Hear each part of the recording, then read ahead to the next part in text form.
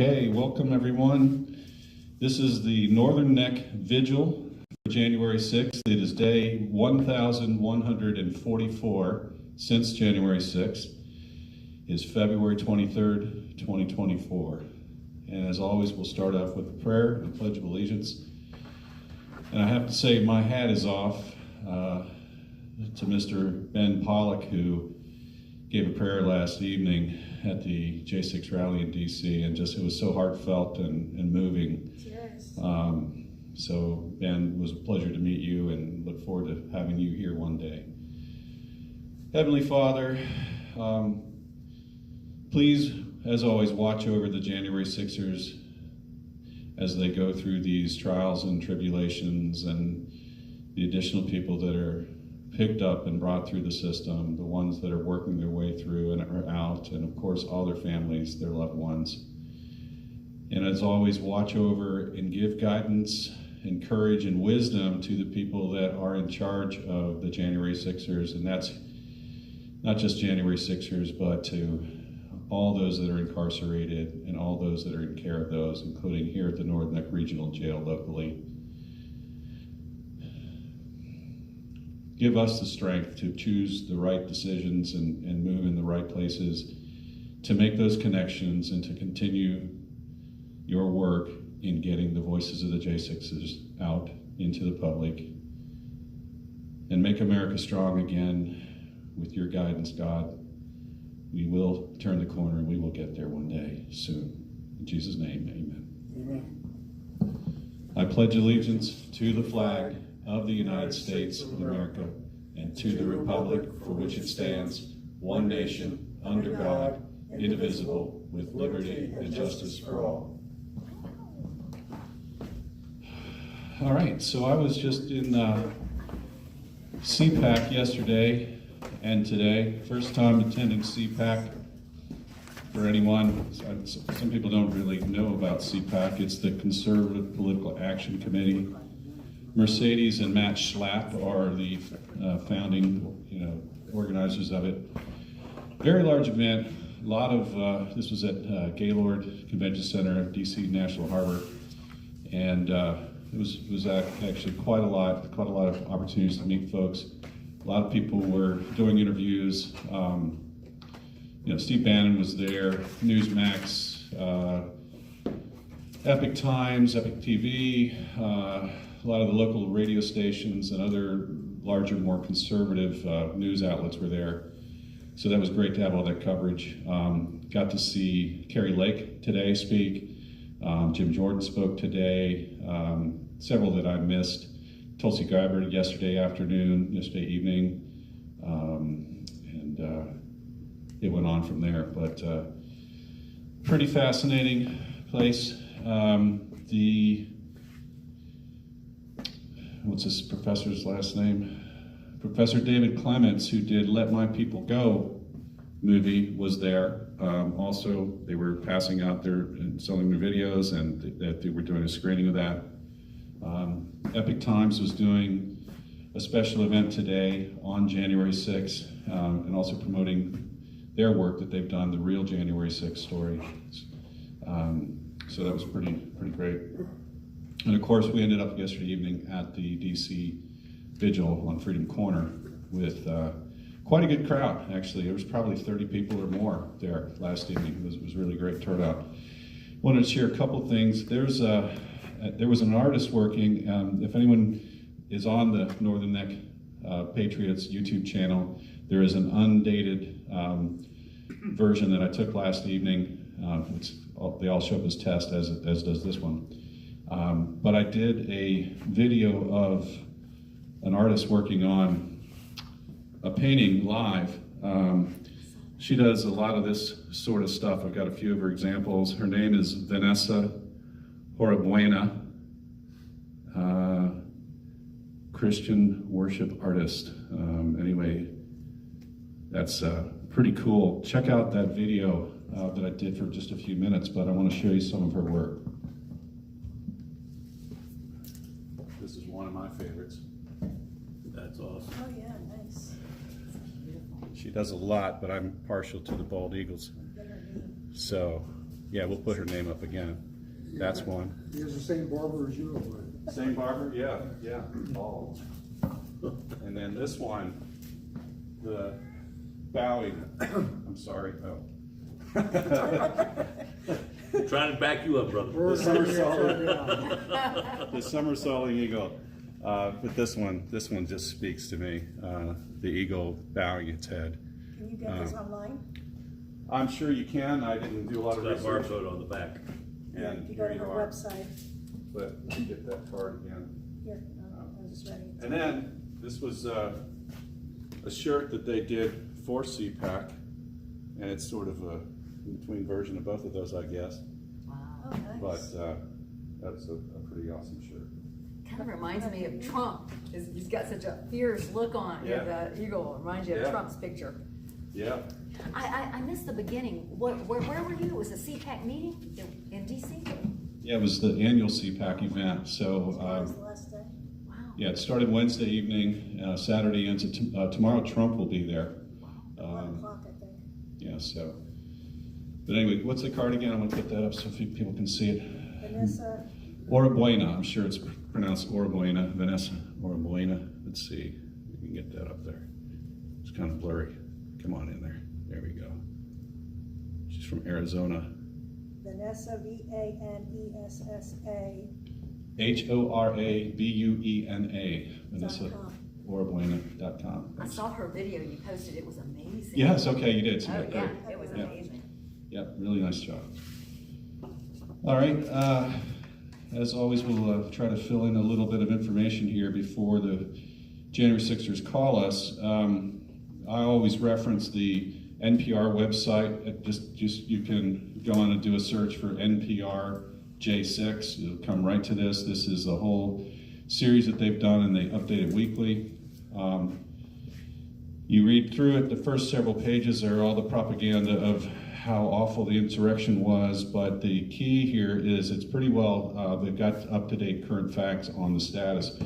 As of February 15th, there have been 1,292 arrests. We're almost going to peak 1,300. I always take a look at what those people allegedly did. The people they're picking up now are folks that either they've been looking for a long, long time and couldn't find, or they're the ones that just simply wandered in and were trespassing. They were just there. Just there. That's so sad. Here's the chart that shows, go again to NPR, and you can see all this information. So, yeah, the other people I mentioned were Ben and his wife Tina Pollack, Pollack, like the fish, as he told me. He and his wife were both arrested, and then eventually they got out on their own recognizance. His daughter and son, however, that were with them, were on the run for quite a while. One of them was eventually located, and the other gave themselves in. I'm not sure which, I don't remember the details of it, but this is a family affair, and they were with friends and relatives and so on. But he's got a really, really interesting story. John, I think it's one that we want to try to follow up. I've got his contact information, and I think he'd like to maybe tell his story a little bit more to you. I gave everybody copies of the Sentinel.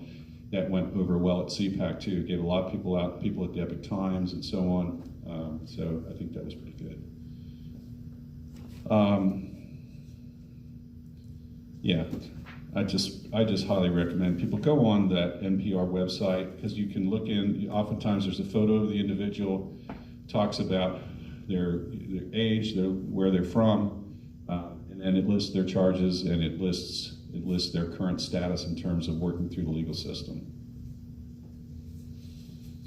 John, you said you had a few things you wanted to talk about. Otherwise, I'm going to read the list of names. So if you have anything. Well, yeah, a couple things. On one, I'm afraid I'm going to steal Maurice's thunder. I noticed he's got a flyer depicting Jay Klang and Ryan Samsel. So is that something you were going to talk about, Maurice? Yeah. Okay, I just noticed. Well, since I'm not stealing, which I would have done this anyway. I love you, man. It just came out yesterday on the Gateway Pundit, And if you're not familiar with the Gateway Pundit, you need to be. Ryan Samsel and Jake Lang, two of the highest profile J6ers, have mysteriously disappeared. They were both rousted out of their cells at 4 in the morning. And as of, I checked the news just before I came up here, it still has not been disclosed where they are. I have an update on that. Okay, you want to fill in? And Yeah, there was actually a rumor this morning that was started that said that they were back in Northern Neck. But if you go on the BOP website, you can look it up. Our last known address was in Lewisburg, Pennsylvania. So they're back up there. And it was simply a rumor about them being here at Northern Neck. Because I thought we were going to have to move ourselves back outside tonight to protest. well, at least we didn't have to contend with that. But anyway, for those of you who are new to this broadcast or the situation in general, Ryan Samsel was detained here for quite a while and he was horribly abused. And we have direct evidence that the staff at the jail was not only involved in that abuse, perpetrated it, but also went to great lengths to cover it up. We actually have a 911 recording where Captain Jonathan English lies to the dispatcher in regards to an emergency call and states that Mr. Samsel is just fine. He was not just fine. And like I say, we've got the recording of that to prove that they lied about it. Coincidentally, one of the techniques they use after they beat somebody, and I'm not saying this happens every day, but they have certain people they go after. Anyway, they have a technique where they hide them in the medical pod because it's almost impossible to get access to that and it keeps them out of the general population. Well, just by sheer coincidence, another detainee, Daniel, aka DJ Rodriguez, happened to have to go to the medical pod briefly the very next day. And he said he looked through the window and he saw Samsel, and Samsel was so badly beaten, he didn't even recognize him at first. And he said when he got back, he heard some of the other mates talking, he figured out that it was indeed Samsel. This was brought up at a subsequent hearing, and Mr. English and the others denied it. They claimed that Samsel was injured. Initially, they said that he fell out of his bed, and then I think that another report said that he was accidentally injured resisting their attempts to move him back to his cell. After the beating, and or within that very short period, he was also chained to a chair for 12 hours continuously. Now, he's not supposed to even have to sit for long periods because he has blood clots from previous beatings. But nonetheless, they did. Of course, over a period of 12 hours, a normal human being would have to relieve themselves, and I'll try to put this delicately. They did not allow him to do so, but they sat there and laughed at him and mocked him after he'd soiled himself. So this is some of the treatment that these people are receiving. Just very recently, I believe it was in Philadelphia, they were starving Mr. Samsel, and they actually figured out a system to smuggle food up through the sewer pipe.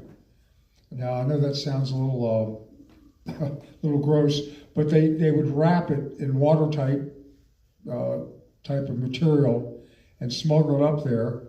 Well, eventually the guards caught on to it, and when they asked Samsel about it, in his typical West Philly fashion, they asked him, where'd you get this from?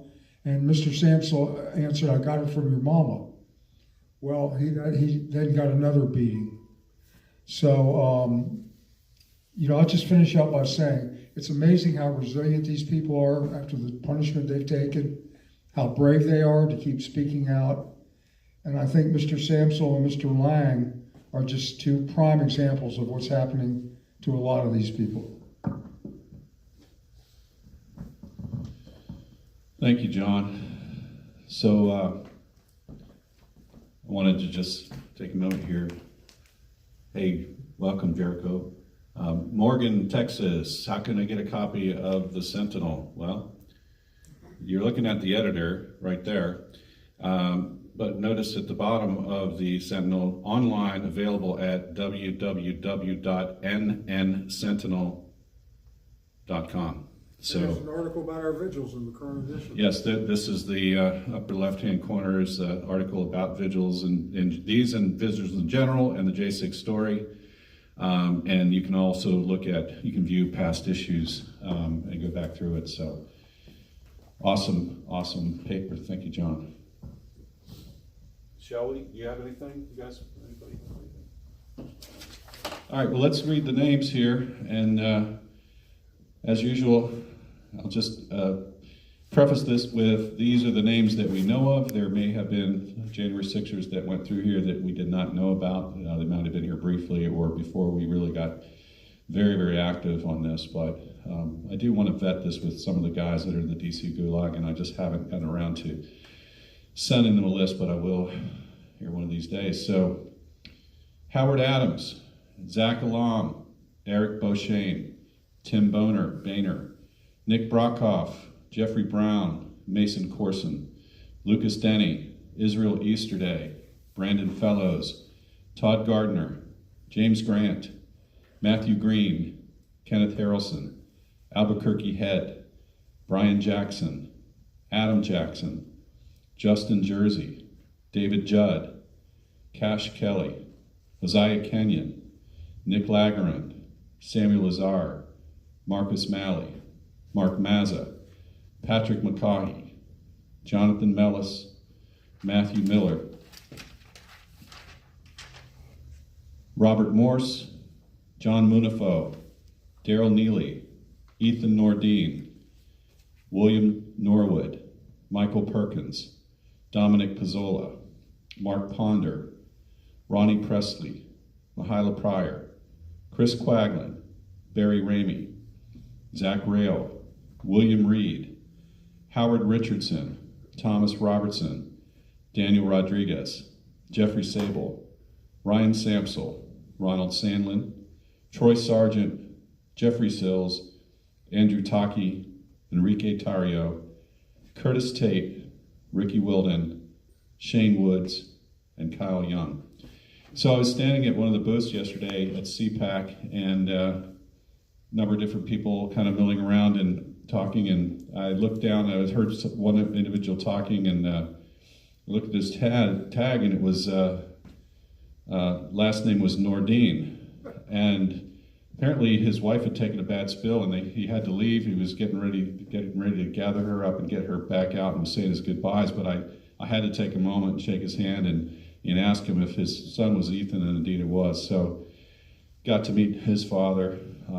There were other J6 parents there, as mentioned. Again, Tina and Ben Pollock were there, and plenty more. So it was a great opportunity to bring those folks together. And again, the vigil at the corner was a big hit. There were, again, I didn't count, but there had to be at least 30 people. I never tried to count, but I knew it was hard to even get up to the front to be part of it. But so Mickey Withoff and her gang. So it's Mickey, Tammy Perriman, Nicole Reffitt are the three major ones. And they're supported by a group of others. A list of names too long to go into. Sherry Hafner is another one that often does some speaking that you can see her out there. But they put together these flyers, and we're handing them out at CPAC, encouraging folks to come out and be part of it.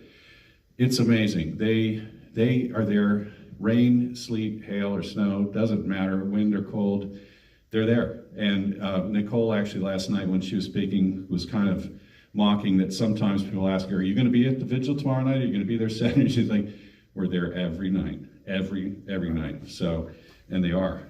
But this was a neat little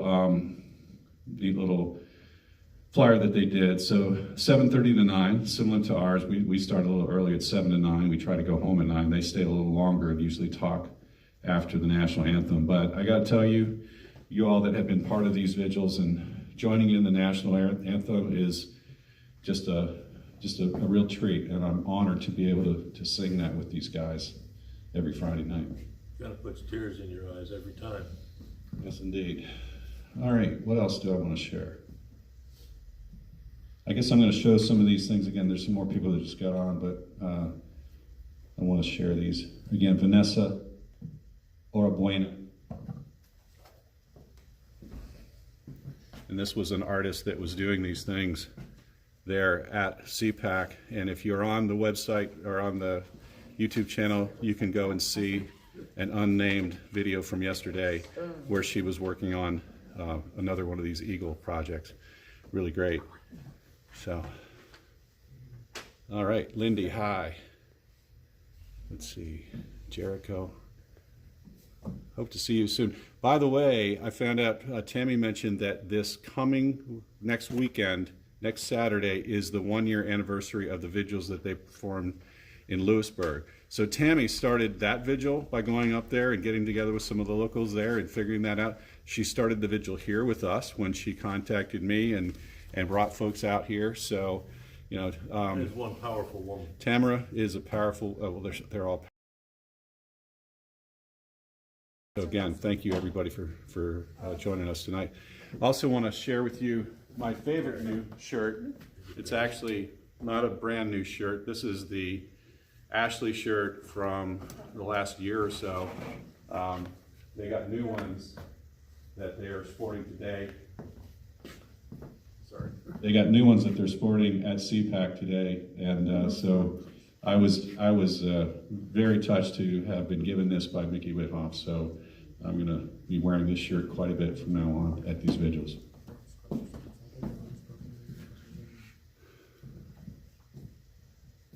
right.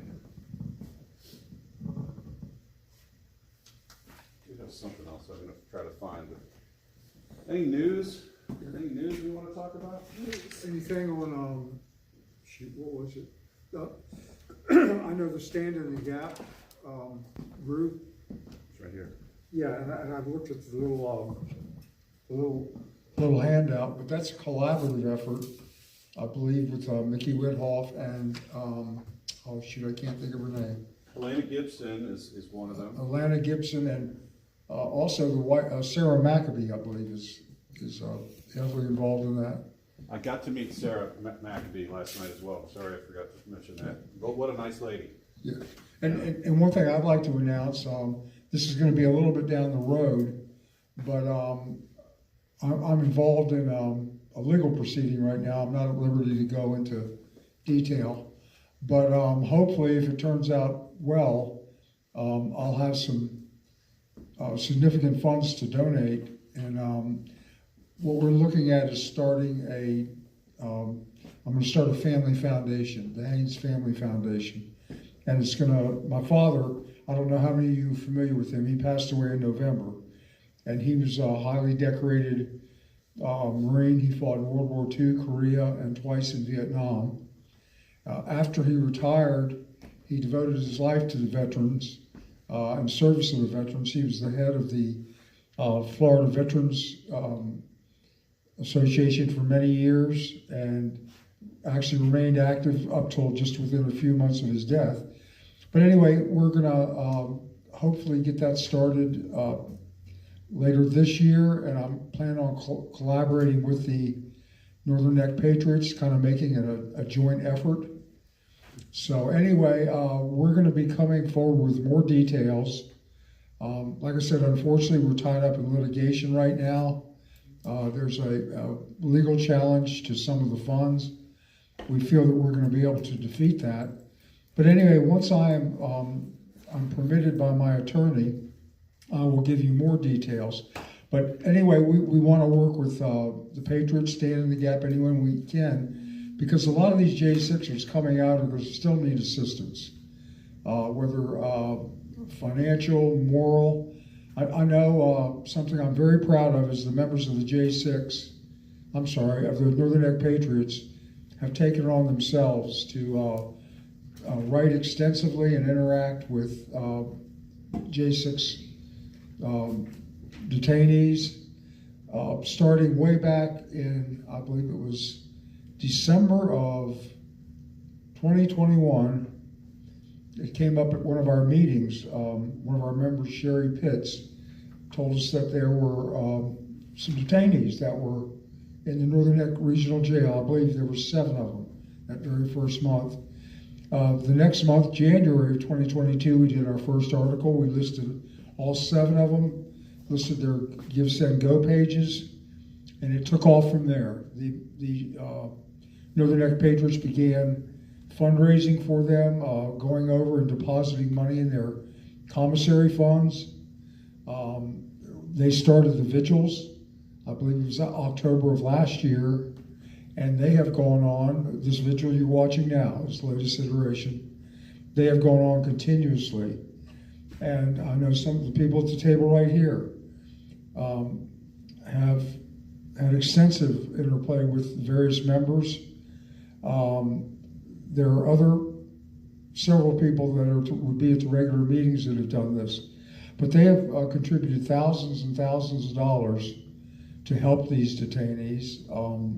And I would just like to say, I think they deserve a lot of credit, and I would encourage all of you to support them. They have a monthly meeting the first Tuesday of every month, where we are now at the VFW building in Warsaw.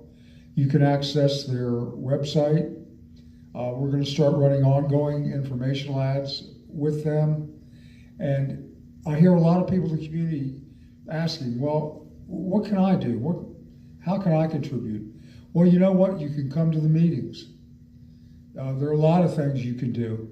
And trust me, I'm not trying to deride anybody out there. I know you're sincere, but you have to have a plan. And there are just so many things you can do. I know that the Northern Neck Patriots, another project they're involved in right now, is what's called smart meters by Dominion Energy. And this is coming across the country. Count on it. These meters are dangerous. They're health risks. They can cut your heat on and off. This is big government writ large. Anyway, I think we've got a call coming in, so I'm going to check out. Hello, this is a prepaid call from an inmate at the Washington, D.C. Central Detention Facility. To accept this call, press 0. To refuse this call, hang up or press. Your current balance is $69.71. This call is from a correction facility and is subject to monitoring and recording. Thank you for using Global Tel-Link. Hello, this is Northern Neck. What's going on, Paige? Hey, what's going on, Northern Neck Patriots? This is Q and Brew. All right, you and Drew.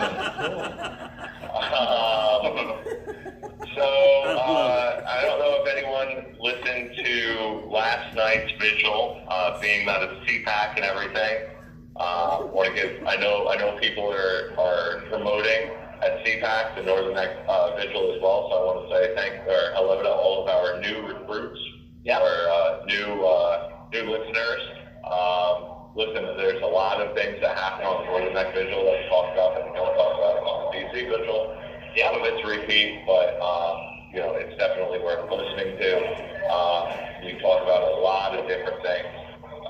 One of the main things about the Northern Neck vigil compared to the DC is we're talking about shutting down jails, and especially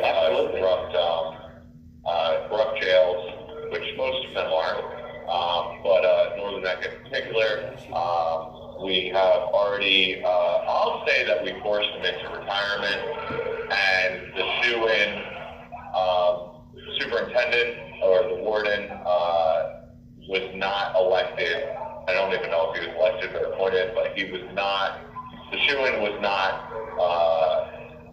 elected, and he stayed, I guess, where he's at. And the new superintendent was brought in to hopefully clean up Northern Neck Jail.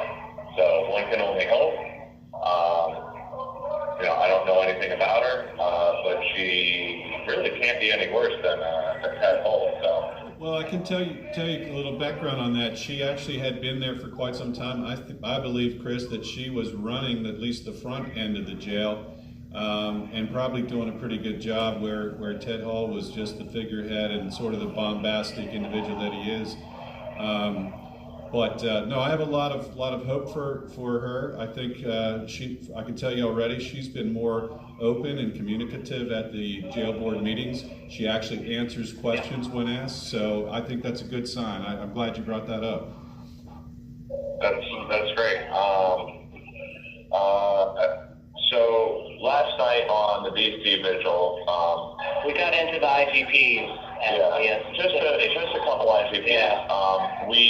I actually, what sparked it off, we had another thing written up, and what sparked it off was the fact that I received my first ever slip for a certified mail, and I had been asking for these religiously for a year, but really the most important thing was this 27-page letter that went out to Judge McFadden after my lawyer, bailed on me and everything else. And I wanted to send it out to him, and the jail refused to allow me to send it out. Well, now that the 27-page letter has gone out officially, now all of a sudden I'm starting to get these, these requests and stuff that should have just been answered the first time and answered correctly, and would have not been a big deal and talked about, and really berated on the vigils. If people just would have done their jobs, then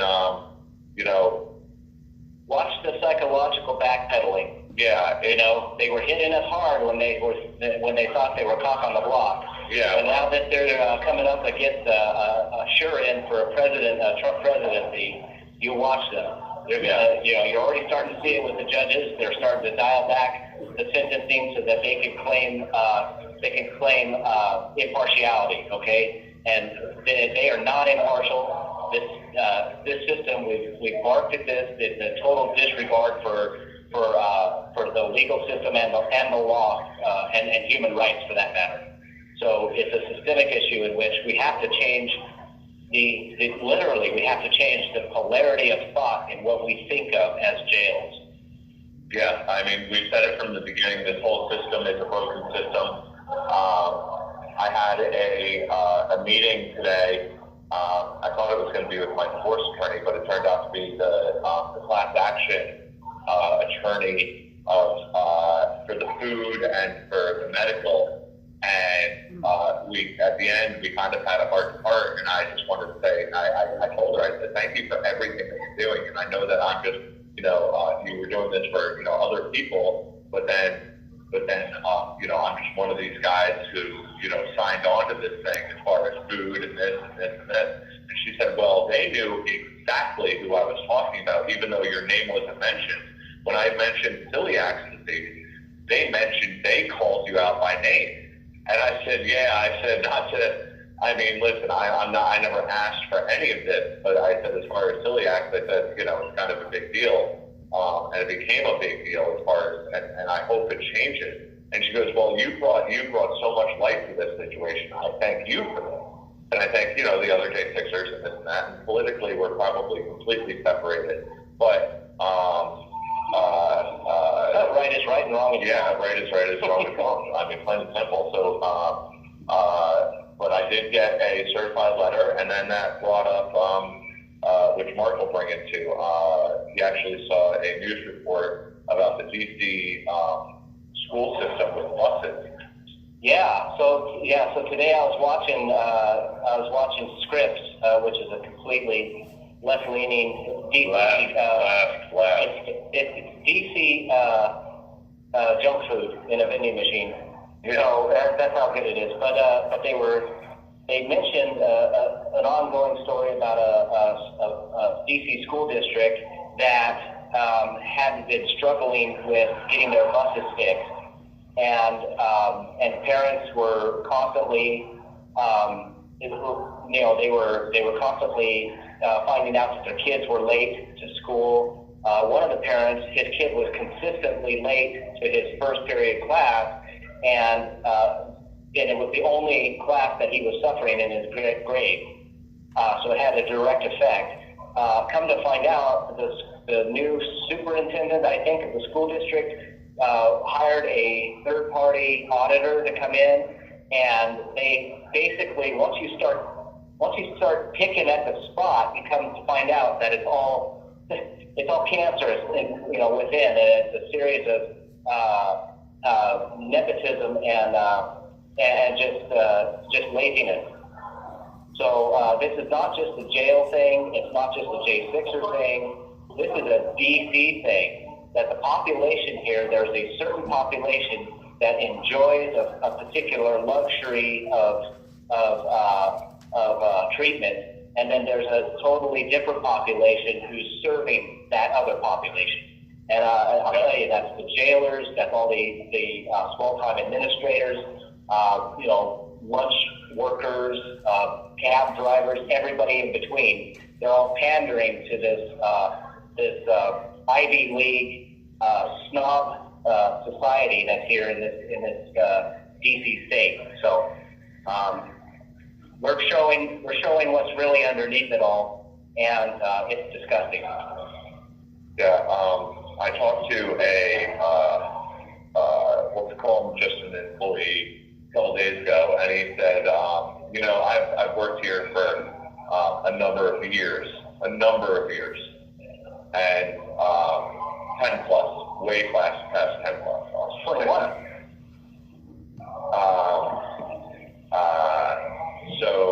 And he said, a lot of these people, everyone wants to point the finger and say that's not my job and it's this person's job, but they don't know the extent of their job.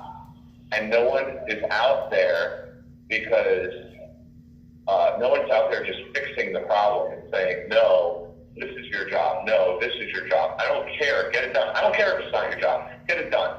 I'm giving you a order to get it done.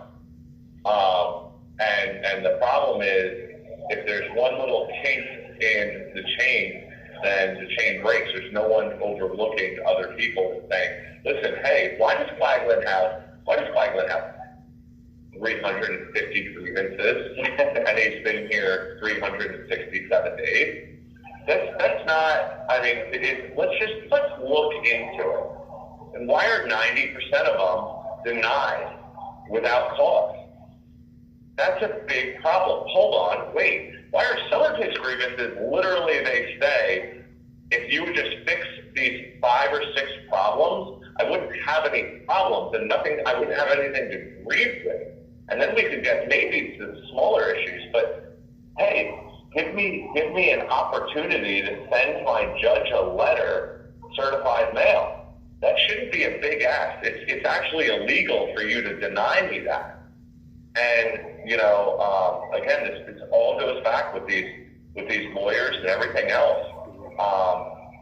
It's really going to come down to these. On a different note, it's going to come down to people who really took good notes. Because I can tell you for a fact that as far as the judges go, my transcripts are not accurate. And I've called them out for not being accurate. And the fact that I've called them out multiple times on the visual and everything else, and in court as well, that they're not accurate, and I've sent things into mail, and I've been told by these lawyers, oh, well, you can't do that. Bullshit. Absolutely bullshit. Isn't it? I'm going to say what I'm in there, right?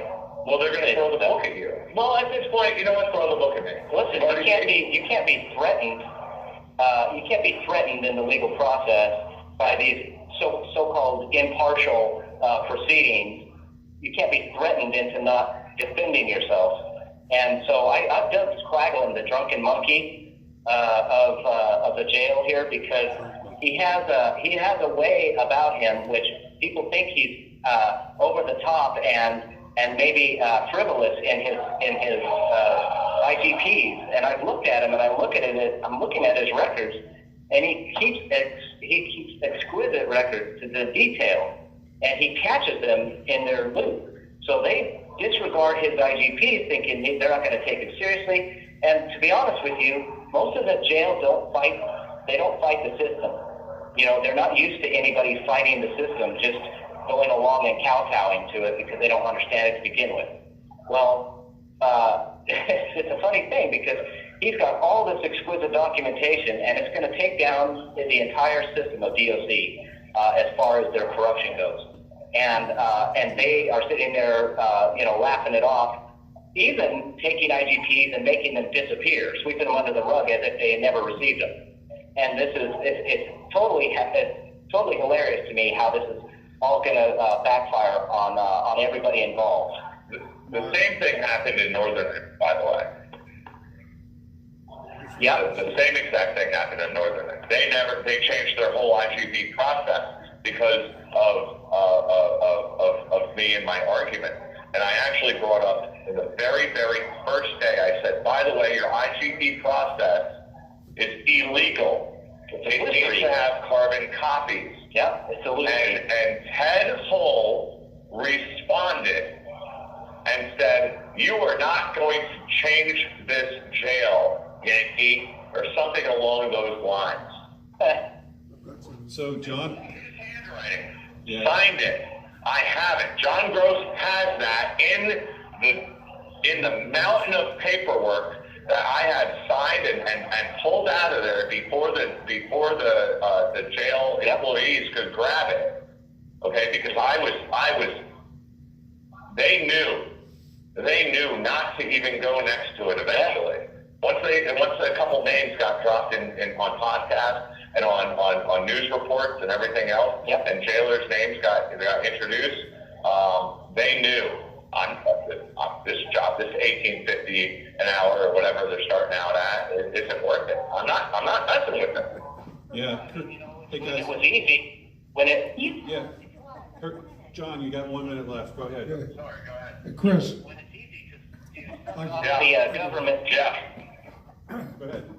Chris, I got to be quick. I don't know if you knew this, but when you got here in December of 21, we had an article the very next month, and you were in it. And we had your Give, Send, Go page, whatever. But you somehow got me copies of some of your earliest complaint forms, and I still have them. Also, I relayed a bunch of information to Jonathan Gross. I don't know how much of it he retained. But anyway, you've been on the front page several times over the last couple of years, and I've got a bunch of stuff. Awesome, John. I wanted to say none of this, besides Tom and everyone else, and Cheryl and everyone else, but you are at the front. You literally were the tip of the spear as well. I want to say thank you so much. Thank you for using Global Tellink. He barely beat Gertie. Nice. Well, John, I'm glad you got that. Oh yeah, it is hard, but you can count on him. They could take this whole thing. You don't have to ask a question. The other hand, some of the other guys call in like, "How's this work? What do we do?" Well, whatever you want to do. Well, he's passionate. He is. So what was that? The Q and Brew show? Q and Brew. What All right. happened to Tom and DNC? I know in some private conversations I've We had. may have to ask someone, I'd yeah. have to, Chris, time out. I gotta tell you something. Because I'm afraid I'll forget. Because when he gets to filibuster, Yeah, he gets a lot going. Yeah, that's a good word for it. Hi, Jane, So this thing here, Having a competition we're Sunday. putting up Lisa. all of the documents I've created to search. Hey, everybody. engines. Thanks for joining so us. where's the Great. website? It's a website. Okay, because I made a note to ask you afterwards, because I didn't know. I'm supposed, we're getting cards for it, so. Well, I all made right. a note, I'll call you back if I have to. All right. But I wanted to go ahead, if you've got something, we could put something in the paper to let people know about it, to go to it. Okay, that would be perfect. And I'll talk to you later, I've got some other information on Northumberland. But Yeah, there's. John, there's a text here from Morgan. I'm sorry for your loss, but what a great American hero your father was.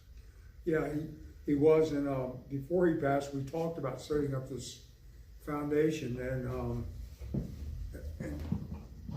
as a lot of you know, my father did spend the last several decades of his life assisting veterans in various ways, and we did talk about this, and like I said, some of this is in litigation right now. It's been a heck of a year of litigation for the Sentinel. Just to backtrack a little, we started off the year where the owner of the building that I lease to deliver the papers 3 days a month, who just happens to be my ex-wife, decided she wanted to sell the property and to violate my my lease agreement, which was, by the way, drawn up by her attorney. But since she changed her mind, long story short, I ended up going to court, and of course I was upheld, but it cost me about $12,000 to be upheld, which is one of the fun things about running a conservative publication. Anyway, another call coming in. An inmate at the Washington, D.C. Central Detention Facility. To accept this call, press 0. To refuse this call. Your current balance is $68.01. This call is from a correction facility and is subject to monitoring and recording. Thank you for using Global Tel Link. Hello, from Northern Neck. Hey, how are you doing, Tom? It's Taylor. Taylor, hey, how are you tonight? Oh, I'm doing excellent. They fed us and they let us out, so we've kept really well today. Well, great. So it's a solid 4 then, right? 4, maybe 4 1/4. I don't know. Oh, wow. No, we actually have our guard tonight's a little bit of a door Nazi, so it's been a little annoying. So people have gotten their doors locked when we don't normally get them locked. But we tried to explain to them that in 3 years this pod has not had a stabbing. And he goes, "Oh, the rules are for everybody." And I every now and then I can't really keep it to myself. Like the rules and laws aren't for everybody. If the rules were for everybody, this jail would be full of people from 2020 in the summer of 2020, right? There would have been no need for January 6th. It's just like the rules are for everybody. Give me a break. Anyway, it just gets kind of, sometimes you have these guards, and I honestly wonder, like, these guards that are from foreign countries, and I have nothing against legal immigration. I have nothing against people who want to come to this country and look for a better life, right? And I don't know if these guards have become United States citizens or if they're just residents or green card. I don't know their status. Somebody today suggested they probably work for the UN, and I honestly had to take a pause and thought, oh my gosh, what if that's true? What if these guards are here on some type of UN sponsorship? This is the District of Columbia after all, and started to kind of think about that. Now I'm just, someone suggested that. I have no idea. I have no proof for it. It's not making a claim of anything. But I do find it interesting. Do they understand things like freedom of speech? Do they understand things like right to privacy? Do they understand things like your right not to self-incriminate? Do they understand like some of the basic rights that we've enshrined in our Bill of Rights? You know what I'm saying? Because my impression is, no, they do not. Right? Do they understand what cruel and unusual punishment is? Do they understand the concept of the 14th Amendment that we're all equal under the law? So if you apply, it doesn't just go, there's one law for everybody. No, it literally goes, if you're going to apply a law, you have to apply to everybody. So if you're going to lock doors, you lock everybody's doors. If you're going to make one person put on a uniform, everybody has to put on a uniform. You can't just single one guy out because you don't like him and make that person put on his uniform every time he steps out of his room. Does that make sense? It does, yeah. That's the basis of the 14th Amendment. It's fine if you want to enforce the rules, but now you've got to enforce them on everybody. Which is why sometimes they get lax on enforcing the rules because you're not willing to fight 30 people to go put on an orange shirt when it's just fine wearing a white T-shirt. Sometimes it's worth fighting for 30 people to go put on an orange shirt. That's up to them, but you do it equally, right? That's the whole idea. America is all about equal justice under the law. You either enforce it or you do not. The other thing too is in America, if something is allowed, then it's a shall. So, for example, if you have a building department and the law say if you meet the certain qualifications that's been set out by the city council, then you shall issue a building permit. What that means is if you check all the boxes, the city council has no discretion, or the city building department has no discretion not to issue the permit. They shall issue it. Right, but I've dealt with building departments in my previous history that they don't want to issue a building permit because, we don't like the color that you picked on your little color scheme here, or, we have a feeling that it might affect the community in a certain way. It's like, nope, you didn't say that in the law, you just are making that up. You shall issue a building permit. I'm protected by the 14th Amendment. You can't discriminate against me for any reason, right? There is no such thing as personal preference. A bureaucrat, a county administrator, they are just bona fide secretaries. They have no discretion on things, right? And anyways, I just wonder with some of these guards, I wonder if they understand those values that Americans hold dear. And if there's one place that we need our human rights, the rights that are self-apparent, the unalienable rights that we hold, it is in a jail and prison setting. Right? It is here most that we require some of these rights to be honored. And so I really question that they even know what they are. I used to joke, one of our former guards, who's no longer one of our guards, but I used to say, if I went up to him and said, hey, what do you think about the Bill of Rights? He would look back at me and go, I don't owe you any money. What are you talking about a bill for? I don't owe you any money. Right? Like, he wouldn't even know what the Bill of Rights were. He would think I was asking him for money. Like that's how sometimes literally distant we are. There's a chasm between us and them on what we think about our lives and our ability to operate within the system. It's quite stunning. So anyways, I do have something prepared I wanted to read tonight, if that's okay. Sure, absolutely. All right, so this piece is titled Consent of the Governed, and it goes like this. To vote in hope is not a solution. We, the January 6 defendants, grapple with a judicial system that is designed to discourage the exercise of our rights that Americans allegedly hold dear. Your right to a speedy trial? Waive that. Your right to confront your accuser, to settle any claim against you? Waive that. Your right to a trial by jury? How about a bargain where we have bench trials and plea deals in exchange for a lesser sentence? A trial tax? Oh, don't worry. We will only call it that in hushed whispers between defense attorneys, who are sworn officers of the court, and defendants, to get them to waive their rights. Want to testify? Tell your side of the story? 3 more points towards your sentencing. If you go to trial, your right, and exercise your right to testify, you will serve double the time. No wonder defendants go against their conscience and take deals, read scripts, and beg for mercy from a merciless system. Yet here we are, proud Americans, consenting to be governed by a system we trusted would bring the truth to light. Little did we understand why Lady Justice wears a blindfold. She is blind. She can't see the truth. She merely weighs the scales of justice. And who can outweigh an argument made with the full weight of the federal government? When, in the history of the world, has one single government's prerogative been the truth? The answer is never. The people, the individuals of each country consent to their government to vote in hope, yet allow the government officials to count the vote? The problems are obvious. They are in our face. The two-party system writes the script.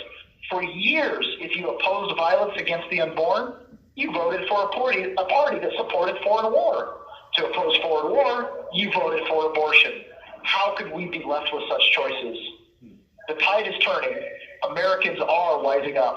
In 2016, a man who opposed both violence against the unborn and violence abroad was elected. He flipped an economic switch and stepped aside and allowed the American entrepreneur to explode the economy. What happened on J6 was a national shame. True. 1,300 plus Americans, enough to build and fill an entire prison, have confronted a justice system, jail and prison systems, which have been derided by minorities for decades. Now that Main Street has seen it up close and personal, it's time for a change. In my trial, the judge told me personally that he only had the authority the legislature prescribed, which means the D.C. court is a legislative tribunal. Congress sets the rules. It's Congress who created the trial tax. It's Congress where our remedy lies. The people have the power. You, those of you on the outside, must communicate with every congressman and senator. The system is unjust. They have the power to change it. No more penalties for standing on your rights. He who stands on his rights injures no one, not even himself. The DOJ has incentive to overcharge to create the pressure for deals. Truth and facts be damned. We are here because the people on the outside, the ones hearing my voice, have consented. Be the change you want to see in the world. Don't vote in hope. Make a call. Write a letter. Be relentless in your effort. Posterity depends on it. Some people with integrity needs to lead in speaking out, to lead in social circles, in conversations, in churches and communities, in countries and in business. We face perils that are not going to be solved by the very loud but very pathetic voices dominant everywhere today. Truth is resilient and infectious. proclaim it and it will win. Stay silent and it will be ignored and forgotten. That's what I got for you today. Awesome, awesome. You know, you said something earlier about corrections officers, and I would like to hope that they're simply misinformed, because if they did understand the truth and understand those rights, they would have a tremendous conflict of interest in their way of carrying them out. I got to say something else that was interesting. I met a gentleman today at CPAC. He had a t-shirt on that said "Correction Officers for Trump." So I had to go and speak to him. And it was interesting. Yeah, it was interesting what he had to say. He felt that the majority of corrections officers would be identified as conservative in value. I would, you know, I have a hard time believing that in this jail, right? It wouldn't surprise me at large across the country, especially when you start getting into the marshals and stuff like that, if that's the case. You know, generally people that are law enforcement officers, you know, the back of the blue, they're going to side with the conservatives, Republicans. Donald Trump was excellent in supporting law enforcement and law and order. And everyone is rational in their own mind. When I spent a small night, one single night in a jail in northern Idaho, and I had every single guard that I interacted with found out I was involved with J6. And they were like, "Good luck, man. We're rooting for you. What a sham. What a setup." I heard it all, right? And it struck me as so odd, because to me, J6 is about the system, right? Like, sure, what I did that day, my attorney one time told me, "You just don't have a guilty conscience." No, I don't think I did anything wrong, right? I've accepted the charges against me. I accept full accountability and liability, and I am responsible for what happened in my, you know, that I did that day. I accept that completely, right? But if you're going to come at me and be like, I need to feel some type of guilt, which is associated with evil, I just don't feel that. You know what I mean? Like, and it's not a tit for tat, whataboutism kind of thing. Listen, you charged me with 1512 obstruction of Congress. I didn't go in the building. I didn't step foot on the Capitol grounds until after Congress was taken out of session. You're telling me I obstructed with Congress? You see what I'm saying? Like, you want me to feel guilty about that? Like, I'm sorry, those words don't associate in my mind. And so I think a lot of guards don't recognize, you know, they're typically working with people who have committed violent offenses, people who have been convicted for real crimes and do have a sense of guilt about what they did, right? There's your sociopaths out there, but for the most part, you know, the people that I met down in the South too, like, they knew they committed a crime. You know what I'm saying? And then it's just a question of what is the punishment that actually suits the crime? What is the definition of torture nowadays? You know what I mean? It's feeding an adult man soy every day for years on end so that he gets gynecomastia, torture. I consider it that. You know what I'm saying? And so those are the kind of questions that Americans and these guards are grappling with. They're not grappling with a situation that's as in your face as January 6th, where people who have no criminal history, have good records, are contributors to society, are all of a sudden getting multi-year prison sentences. You see what I'm saying? Right. And so I think that there is, you know, correctional officers for Trump. Hey, more power to you, right? Fix the system from within.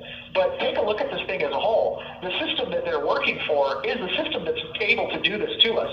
It has the tools to be able to pull off the prosecution of 1,300 January 6ers. It has the tools to do that. Right? Is it okay for them to have those tools? Is the real question. You know what I mean? Is it okay for a jail to have the tools to put somebody in the hole for 65 days when the United Nations and the Geneva Convention say 14 days is solitary confinement is torture? Why do jails and prisons have the ability to go beyond 14 days of solitary confinement for anything? Do you see what I'm saying? Yes. Like, these are the kind of things that, like, I love the fact that they support Donald Trump. Donald Trump passed the First Step Act. That's a great way the people inside the jail, the other prisoners, they love Donald Trump because a lot of those guys are working their time off using that First Step Act, and they absolutely know that came from Donald Trump. Right? They know the 94 crime bill came from Joe Biden, and they know the First Step Act came from Trump. But see, we have a situation now where judges are allowing things to be overcharged. They're giving longer sentences because they know that it gets reduced by the First Step Act. Do you see what I'm saying? So it's like, okay, the legislature needs to step in, and they need to go, you know what? If someone commits a crime, they get one charge that best suits. You can't charge a guy with 9 separate offenses when he threw one punch. Pick a charge. You see what I'm saying? Right. Because what you're doing is you're stacking them up to disincentivize them from going to trial and incentivize them to take a deal. Do you see what I'm saying? And then what happens? Oh, You have 1 minute remaining. people make deals not in accordance with their conscience, but in accordance with their best interest because they're up against the full weight of the federal government.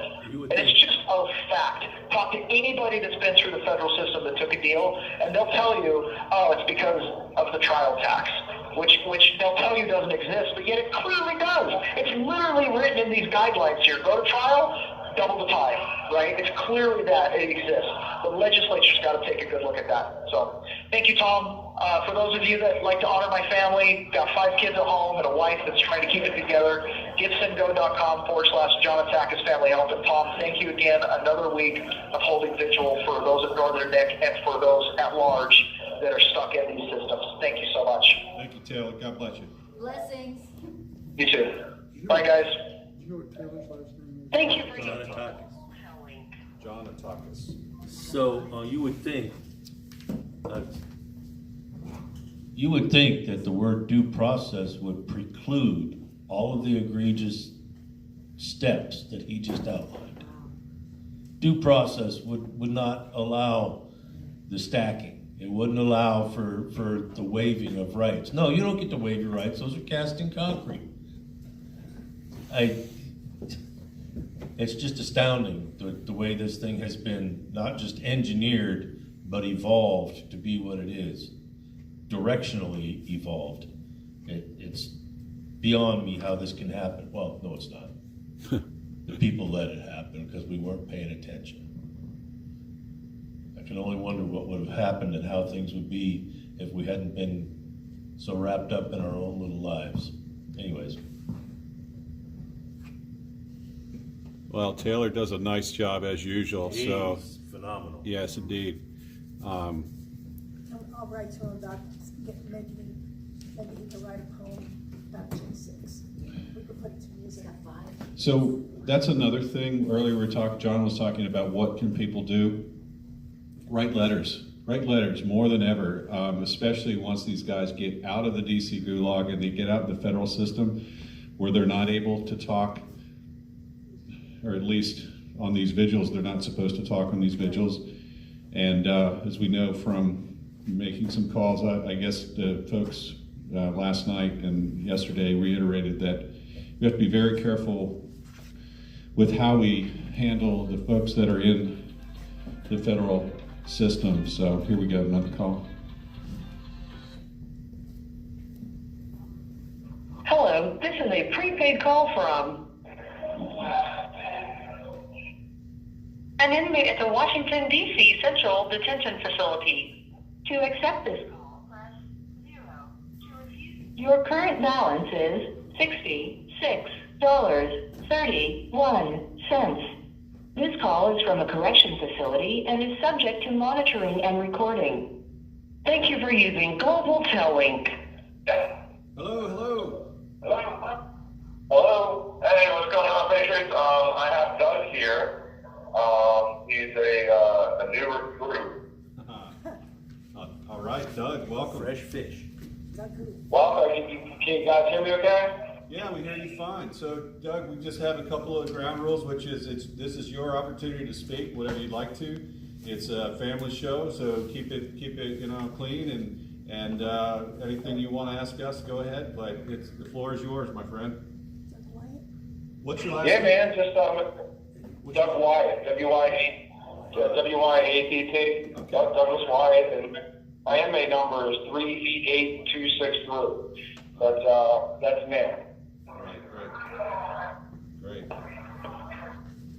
So, man, just trying to, come to terms with, what I view as a great injustice. I don't belong here. I've never committed any violence in my life. I've always been, a person that walks away from violence, a person that solves problems. I don't have a criminal history. I have a misdemeanor marijuana from like 15 years ago. Shouldn't have done that, right? But that's in the past. And I was shocked. I was shocked at the way my case was handled. I was shocked at the lies that were told during my sentencing. I was shocked that the judge didn't look at the videos and get a look at things for himself to make his own decision, and just listen to a prosecutor that was just full of hate and lies. And much to my surprise, I got a 46-month sentence. And, you know, I would challenge anybody that's listening. You know, anybody can go on Twitter. And, you know, sedition hunters, they call me Echo Spur. I'm number 277. You can punch that into Twitter, and it's going to give you a 20-minute video that anybody can watch. And at about the 14-minute mark, you're going to see a gentleman pop up in the video that's fooling around with some Capitol Police bags. He's fiddling around with the bags. He has a sprayer, you know, draped around his shoulders. And for some reason, he decides to cut me off. He gets in front of me. He's trying to give me this thing. I don't see it because I'm just very disoriented from all the toxins and spray. And, you know, what's that? Blind. Yeah, I forgot that piece. I'm blind in one eye. You know, I'm on the west side, okay? The cops are just shooting random tear gas into the crowd. Let me preface this by saying that I should have left. You know, when I seen all the nonsense, I should have just left. I understand that. But the thing is, in my mind, you're thinking that I'm invited here. You know, I was invited to a rally. I'm not here to overtake the government. That never even crossed my mind. You know, when I got home and I seen this insurrection narrative, I'm like, insurrection? You know, now I wish somebody would have said something about that yesterday, because I wouldn't have went. In my mind, I'm there to see the president speak. That's to hear the president speak, and the president's coming to meet us at the Capitol. When I got there's no trespassing signs. There's not a single officer that said you're trespassing and subject to arrest. Or better yet, your permit pertains to this section of the Capitol. Nobody says that. So I'm thinking that, you know, this is on the heels of 5 years of riots. I worked in Baltimore City. I saw the Freddie Gray riots, the Ferguson riots, the 2017 Washington, D.C. riots, the riots in Atlanta. You know, in 2020 of May, they had the riot right in front of the White House. And as the situation's breaking down, I'm thinking, my God, this is nuts. But I guess this is what it's like to protest in America today. This is nothing different than what I've been seeing for the last 5 years. And so as I walk, basically just to get away from the chemical and spray, the cops did it. You know, the cops, they spray themselves, they leave. I'm walking in that direction. A guy with a black and white checkered flannel, okay, gets in front of me, tries to hand me the weapon that's hanging around his neck. I don't see that. I'm looking at the ground so I don't trip and fall. And I'm like, what is that? Oh, the Capitol Police left it here. I've been down to pick it up. Now remember, I picked this thing up. I've never seen one of these ever in my life, okay? Now here's this random supporter saying, pop this Carter pin. Pop this Carter pin. There's a Carter pin in the front and a Carter pin in the back for safety. And pull the trigger. Boom, puff of smoke. I turned to my right, boom, puff of smoke. I pulled the trigger twice. It scared me, okay? It shocked me. Like, it just really, now, like my brain's catching up with my body. I'm like, what the heck am I doing? I'll put it down and I run away from it. Yeah, I couldn't believe it did that, okay? So for the 12 seconds that I had that thing in my hand and the 2 puffs of smoke that I blew out there, I'm giving almost 4 years, okay? So, like, again, anybody can go ahead and look at that video. I've also sent that video to David at stop8.com, Dave Summerall.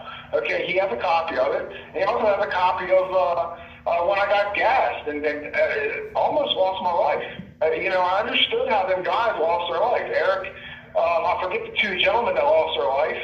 I'm sure that's how they lost their life, because when I inhaled that there was no bang, there was no nothing. It was just like the smoke was released. I breathed it in, and I struggled to get my breath back. It was terrible.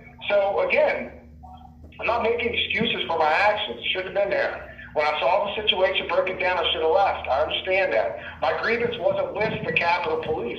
I have no grievance with the Capitol Police. They're just doing their job. And they were put in a pretty bad situation. My grievance is with Mike Johnson. There's a reason why the tapes must be released. Clay Higgins is saying they're going to be released. Clay Higgins understands what I'm talking about. He's saying that there's 200 people comfortably in the crowd. This is unacceptable. It should never happen in America. Never. And I assure you, if I saw Donald Trump going out, rounding up a bunch of Antifa people, kicking in their doors, and doing what the Democrat Party is doing to me, I would stand with those that I disagree with. Because while I disagree with what you say, I want to defend your right to say it. You see, that's freedom.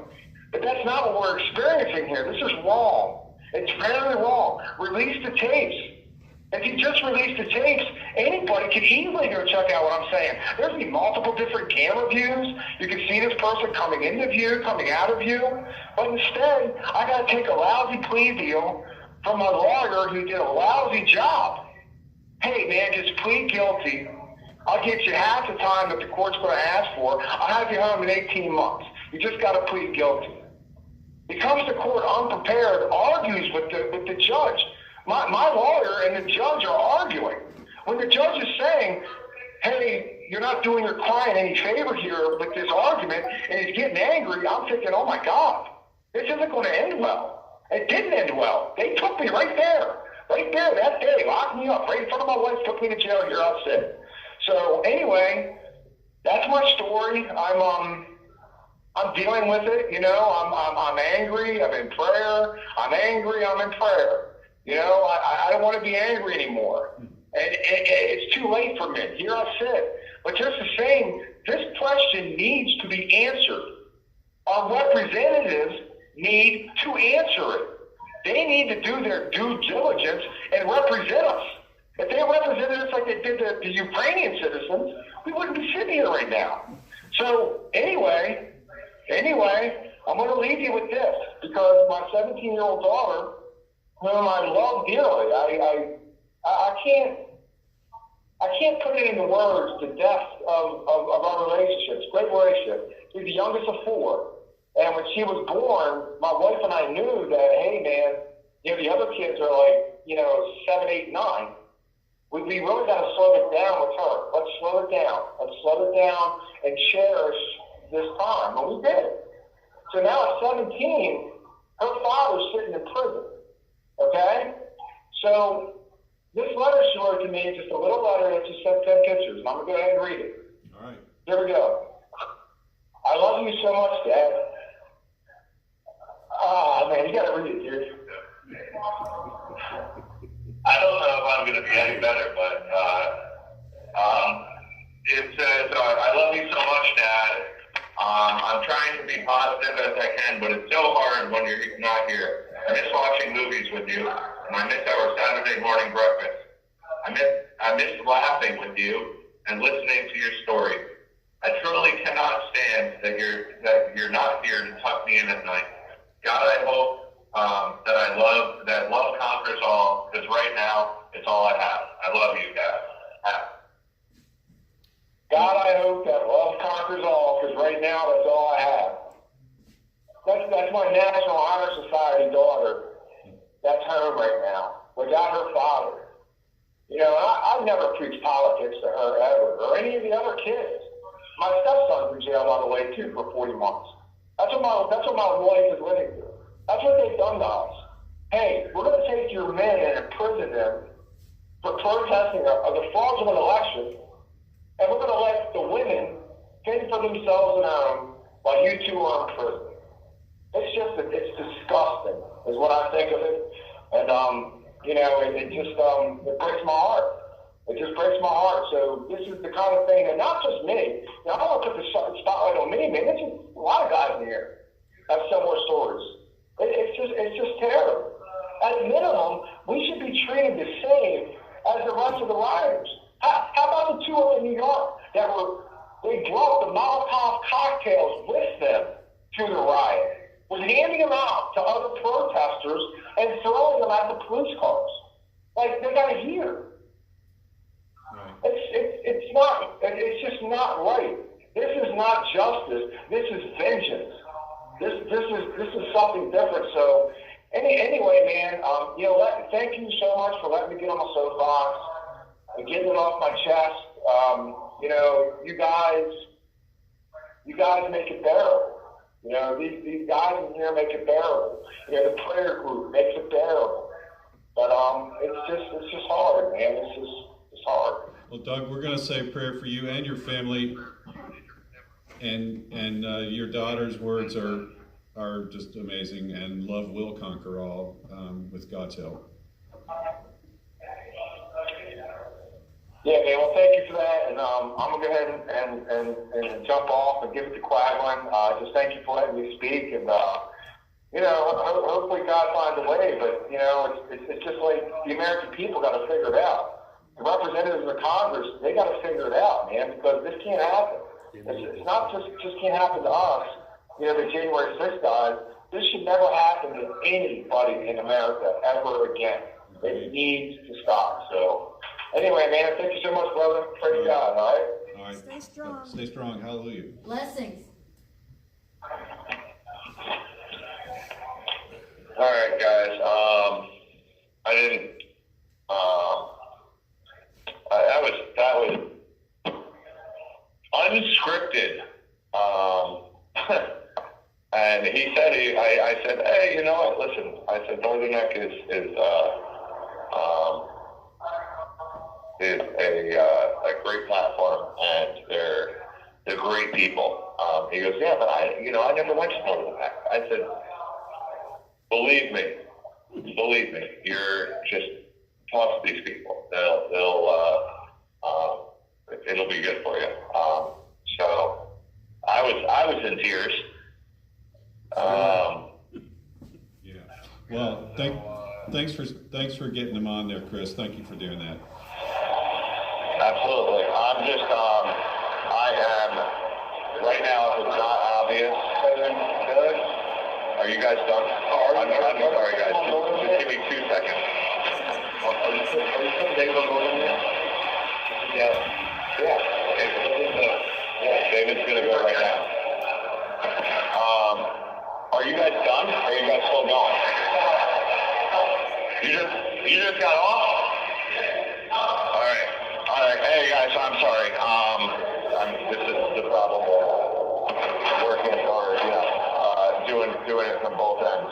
I'm gonna get David to get on. You have 1 minute remaining. There we go. I am gonna hang up with you guys. David's gonna jump on next. All right. Sounds good, Chris. Thank you. All right. Sorry about that. Talk soon. Thank you for using Global Towing. It's probably David East. It's very therapeutic for the guys to get on and talk, isn't it? It's very, more important than Yeah. their commissary. Yeah. It's for them to share and get that anger out, and, Yeah. What a beautiful letter. And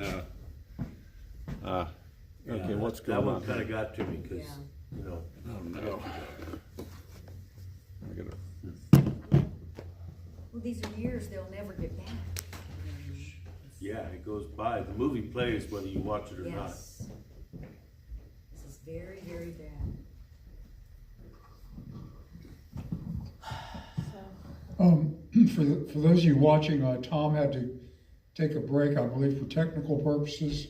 But just to fill the gap a little bit, I want to point out that I think we're all aware of the fact of what's going on at the border and trying to bring in people to dilute the vote, to people that will vote the right way. Well, that's part of this J6 thing, too. They're making sure that every one of these guys gets a felony, which does two things. It means they can no longer vote, and it means they cannot own a firearm. So they've lost their voice and they've lost their ability to protect themselves. And we're getting up close to 1,300 people now they've arrested, and I think you're going to see this continuing as long as the Biden regime continues. This is a definite technique to take away people's voices, and don't think that's not part of the calculation. Because just think about it. These are law-abiding people, almost none have records, but for the rest of their life, they will not be able to have a firearm to protect their family. And think of their job opportunities. yeah, Tom just pointed out their job opportunities, time lost with their family that they'll never reclaim, the long-term health benefits they're going Take it to out, they'll go never have to through. work again. So one hopeful thing came up earlier, though. Class action lawsuit was mentioned. I think a lot of you know that the Whitall family has a $30 million wrongful death lawsuit. There are other class action lawsuits going forward. So don't lose hope, because if we do what we can do in this next election, this can all change very quickly. Don't forget how quickly things started to turn around when Trump went into office. Well, this time he's going to know what he's doing. He's going to have experience. He's going to have a lot more backup. And he's going to have an American people that are hip to what's going on. So just keep on keeping on, and don't give up hope. You know he's laying the groundwork. Part of the conversation I had today with someone was that the government has become so institutionalized, and the bureaucracy is such that, you know, lawmakers have abdicated the responsibility to legislate, and so we do things by departmental decrees and so on. Maurice, you got something you want to add to that? You mentioned something, and I read an article just yesterday or the day before, and it's called the Chevron defense. And what it is what you're talking about, and you're talking about policies that have the effect of law but without legislation. And you get these bureaucrats that'll impose policies. In fact, one year I was speaking with a forestry ranger, and he said, yeah, my policies have the effect of law. I can put you in jail if you break my policies. And that falls under the Chevron defense, because I forget what year it was. It was Chevron versus a group of people in a bureaucracy. And they said, well, if the rules are ambiguous, then the bureaucracy gets the opportunity to say what it means at will. And with that, we ended up with bureaucracies that literally became more powerful than the elected officials ever were. And that's the Chevron defense that they were talking about. And I would invite anybody to look that up, because it's important, because right now it's in front of the Supreme Court, and it looks like they may be shutting that particular avenue down, which is going to make a whole lot of changes, just like throwing a switch, the way John said. Yeah. On that Chevron defense, as Maurice was saying, these bureaucracies have gotten away with murder, because what it boils down to is that when it comes before the court, if there's a dispute between an individual and an agency, the government always assumes that because the agency is represented by quote-unquote experts, that they would defer to them when it's a gray area or there's not obvious. Well, as has been proven over the last several years, not only are these people not experts, they're liars, they're cheaters, they're bad people. So, as Maurice said, it's in front of the Supreme Court, and if that gets reversed, that will be just a sea change. And it will force the government to finally have to defend in a court of law their decisions. Because, as we know, probably the most famous words ever spoken, at least to me, were Ronald Reagan, the 9 most feared words. I'm here from the government, and I'm here to help.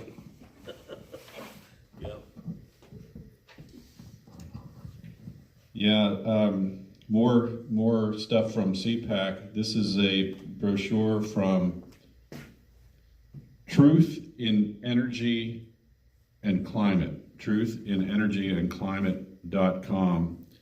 And this is called A Strong Case, Refuting the Myth of Man-Made Climate Change.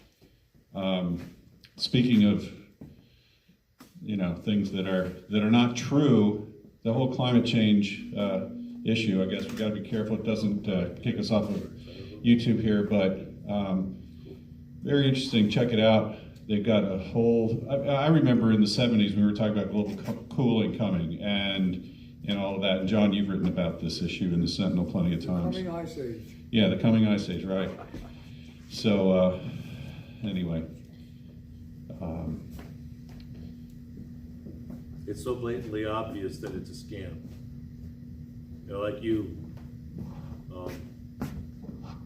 I remember the very first time I ever heard about any of this climate change stuff. I was in a pickup truck with my dad listening to the radio, and they came on and said, "Yeah, we're gonna start freezing up here real soon if we don't change our evil ways." Then after that, I think it was the ozone. Suddenly we had the ability to look at the ozone for the first time in human history, and we determined that there was something wrong with it right away, and we had to do something about it, and so we had to get rid of one thing for refrigerants and all this other stuff that we did. And it turns out that no, the ozone waxes and wanes just like waves on a shore. So that was a bunch of crap. And then, God love Al Gore with his inconvenient truth. I think what the inconvenient part is when the truth actually smacks them. And don't forget acid rain. Oh, acid rain. That was a really good one. You know, I cleaned my nickels with that. You know, set them out and let the acid rain clean them off. But the reality is that mankind is not capable of changing the climate on the earth. We cannot muster that much energy. The sun delivers the equivalent of 44 nuclear power plants for every man, woman, and child on this planet. How do we perturb that by even a billionth of a percent? They conflate pollution with climate change. Oh, yeah. Oh, let's get on to the pollution. The source of the pollution is all this stuff that happens in the cities, which is where they've got the thermometers. So that's not working out very well because the temperature of concrete at 9 p.m. is higher than the temperature in a field at 9 p.m. So they've been manipulating the numbers, whether it be through incompetence or deliberate acts, for decades, and it's been a lie. And they can sit there and talk about, well, carbon dioxide, we got to get rid of carbon, and we're going to sequence everything that's alive on this planet is carbon-based. So if you're going to eliminate carbon from the atmosphere, you're basically talking about eliminating life. We can't be doing that. That's a bad plan. So that's my rant for the minute.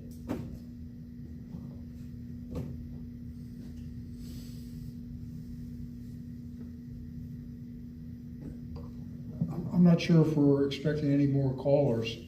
It sounded like there was some chaos going on. Yeah, it sounded like there was a lot going on, and as you can imagine, telecasting from a jail cell over a cell phone is not the easiest thing in the world.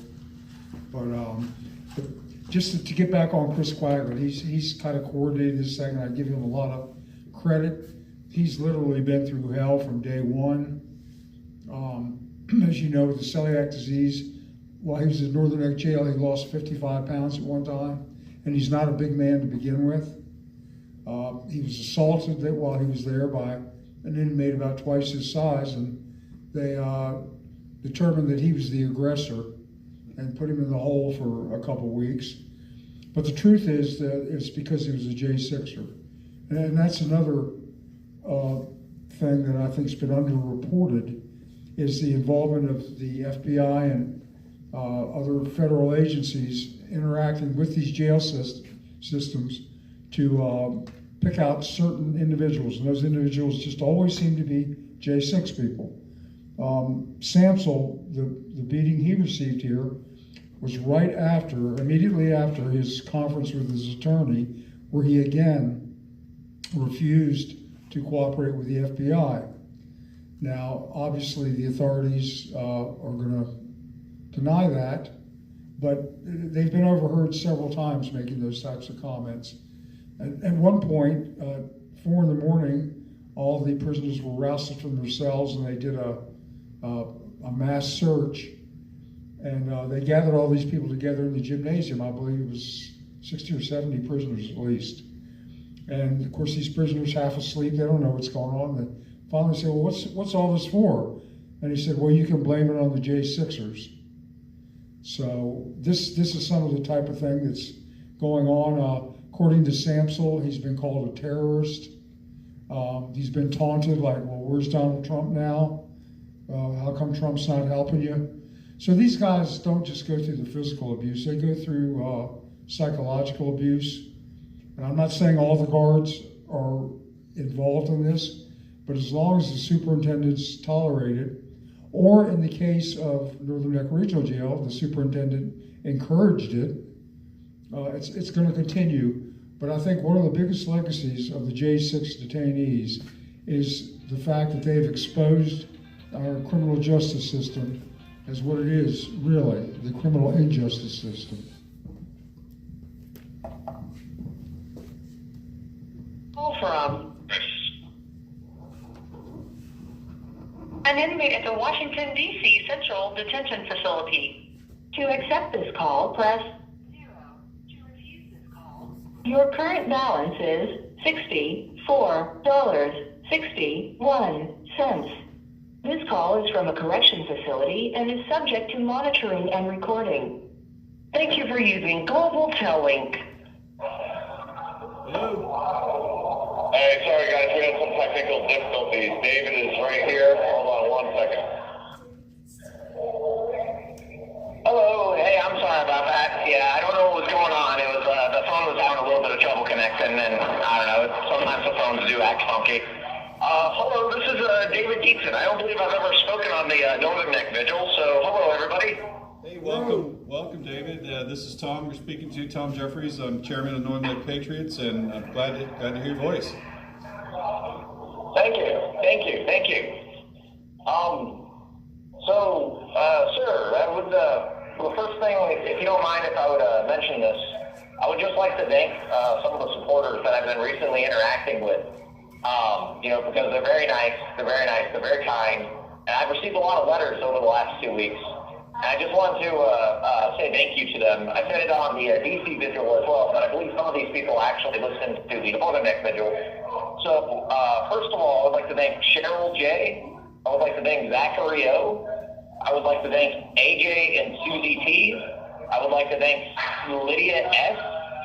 And I would like to thank Kathleen D. And there's also a few others that I have letters en route to who I am also thanking, but I would like them to receive my letters first. And, before I read out their names and all that, I don't know, I'm just very thankful for all the support that everyone's been showing on the outside. I think it's super important and a large reason why a lot of these guys, are getting treated, better nowadays than they were, previously and whatnot. So I'm just super thankful for that. Well, listen, I want you to be able to say hello to Cheryl. Right, she's right here. Hi, David. I wrote to you a few times. Last one, I think, was the Valentine card.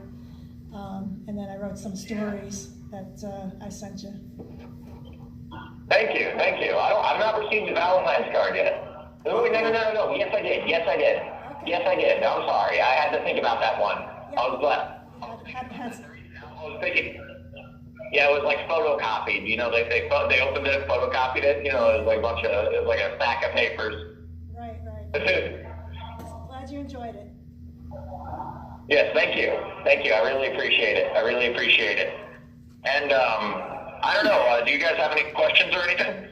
Well, yeah. Tell us a little bit about yourself, your background, where you're from, what your interests are, anything you'd like to share, so people get to know you a little bit. Sure. And before I totally lose my train of thought here, there's also two other people I forgot to thank today. They're incredibly nice, and I actually met them in person for the first time today. They actually did an in-person visit. Is Dwight and Lily. I believe they're probably, listening to either the DC or Northern Neck Vigil as well. I just want to say they're very, very nice, and I really appreciate an in-person visit. Yes. So my name is David Dietzen. I lived in North Carolina for the last, 28 or so years of my life. And I was a computer engineer, programmer, electrical engineer, what have you, since about 2017. And, I participated in Jan 6, and I'm kind of a weirdo, okay, in a lot of ways, because, I'm not actually a terribly political person, even though Jan 6 is kind of an inherently political rally and whatnot, right? And my big concern, and I've been sticking to this, because it still is a big concern, is election fraud. I'm not really a big political person, but even I think that election fraud is kind of going like a hair too far. And in my opinion, there's not really any sort of form of government. Like pick your favorite form of government, be it whatever you want. I don't think there's really any that is resilient to election fraud, so long as it has elections in the first place. Yeah, interesting, right. Just to tell you, that's one of the reasons why I got activated with this whole organization is election fraud. That was one of my most serious issues, so I'm with you. Go on. Yeah, it's like, I mean, just logistically, I don't care if you're a Democrat, I don't care if you're a Republican, I don't care what political position you're starting out with, right?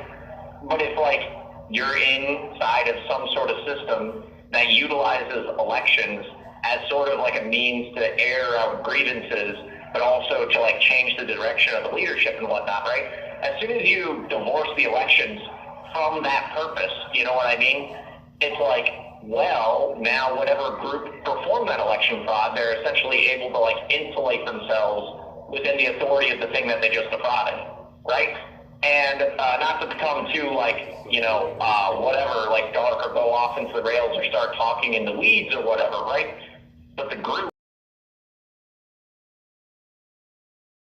you know, I mean, what were they associated with for, like, the last 2 years since, like, 2019, 2018? You know, what were they associated with by, like, the investigative bodies of the country publishing documents about them and, you know, whistleblowers talking about them? Well, a lot of them were involved in human trafficking. So we have this, you know, kind of criminal mafia organization, so to speak, you know, doing, you know, if any of that is true, they're doing incredibly evil acts, and now they're defrauding, like, an entire country.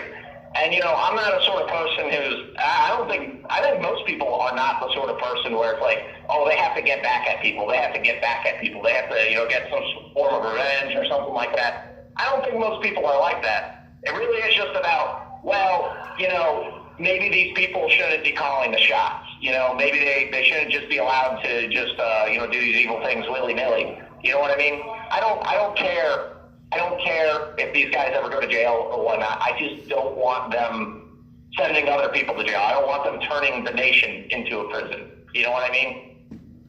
Yeah. I mean, I want people to go to jail, though. You know, for the right reasons.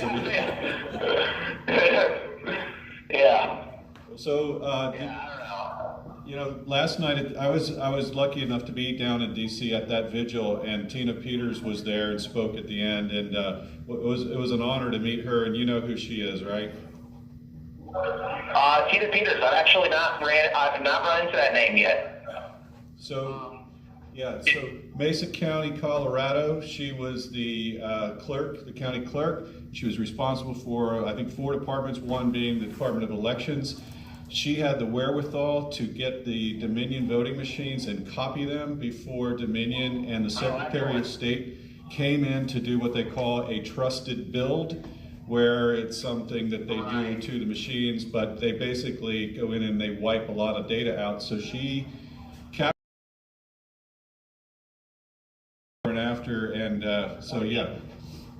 Which, by the way, that's just, like, how can people, like, look at the election procedure itself and, like, not recognize it as some form of insanity?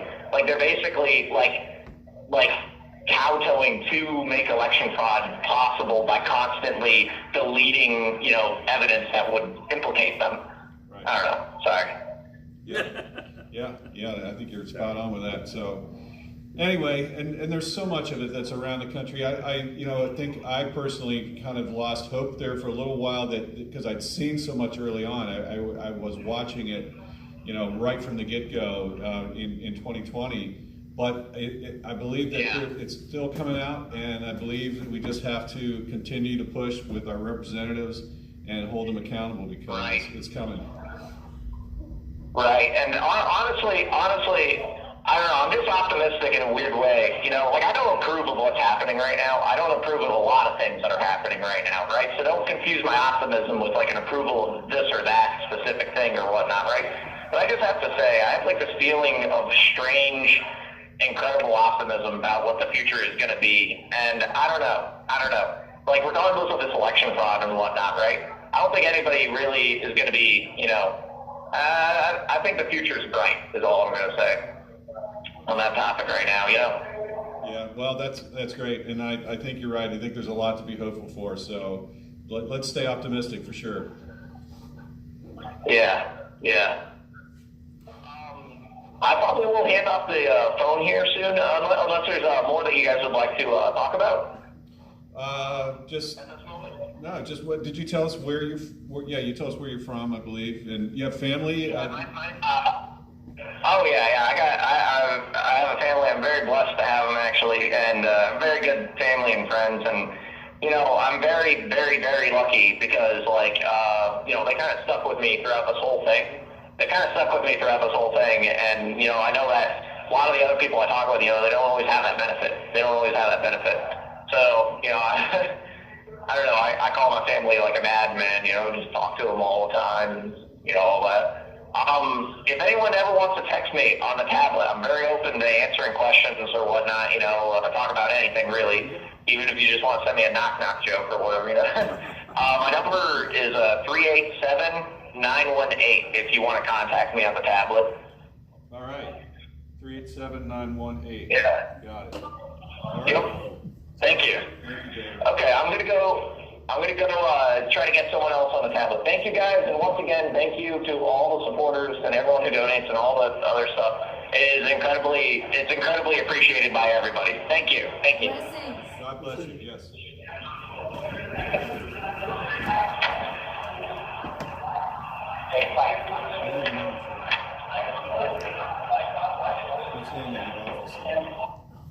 Thank you for using. We didn't get a 1 minute warning though, did we? No, I think he was trying to. They said they've been having trouble getting cut off. No, that's to text, but that's his inmate number, so just look at. So that would be tied to the device that he uses, but then how do we actually get into the system? Well, there's plenty of people that are doing that all the time. I've not set it up, but it's they told us it's. I'll bet Tammy knows. There's maybe a lot. Heather knows. Yeah, she does. What's the last name? How do you spell it? GIETZEN.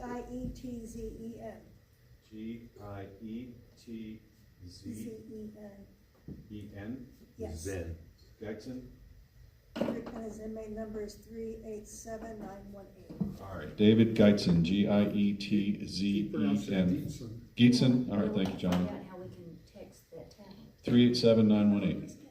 Yeah, Heather would be the first person I would try to. Yeah, but there's a lot of people that are able to do that. I just have not set it up. And how about a research project? Yeah. Give me we'll figure Heather's it out. email We'll figure it address. I'll ask her. You might not want to put me on that out. You really committee. enjoyed your life. All right. Hey, Ron is there. But now, Good to see you, Ron. That was one with the cat, right? Yeah. That was so cute. yeah, so I don't know what I don't know how long. Is that Westmoreland, Ron? Westmoreland, Ron. Ron?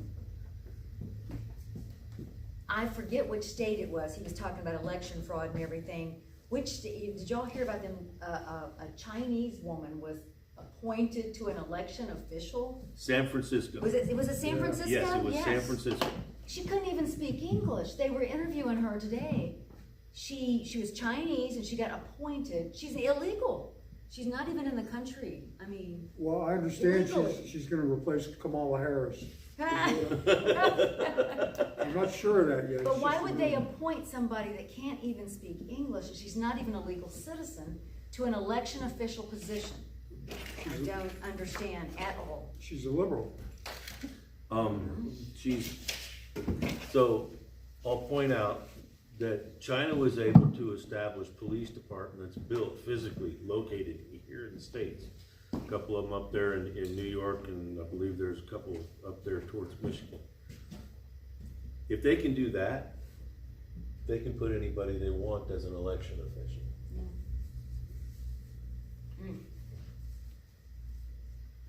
It just makes no sense. She's not even a legal citizen. Oh, yeah, How can they appoint? Yeah. An That's argument. an example of how things are so crazy right now. The people that are in the positions to pull the levers of whatever we have going on here don't care about the Constitution. They have zero compunction whatsoever about You guys might disobeying. want to use that if you're going to say stuff that's important. Appreciate the support.